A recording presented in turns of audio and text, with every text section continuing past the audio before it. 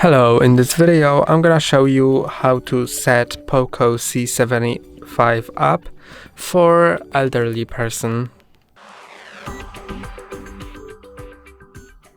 Go to settings and first let's go to display and brightness.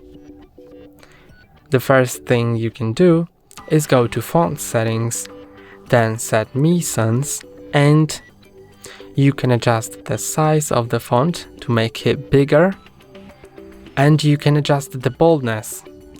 Now the font will be more viewable. When you go back and wait a second, it will adjust, as you can see, and then you can go back and go to additional settings, then accessibility, vision.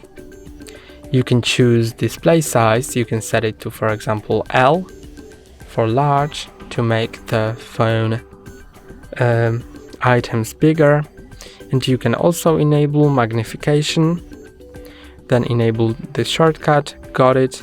And now whenever you click on the shortcut and zoom in with 2 fingers, you can see that you have magnifications on, and you use 2 fingers to slide this magnification across the screen, and you can see it works like that.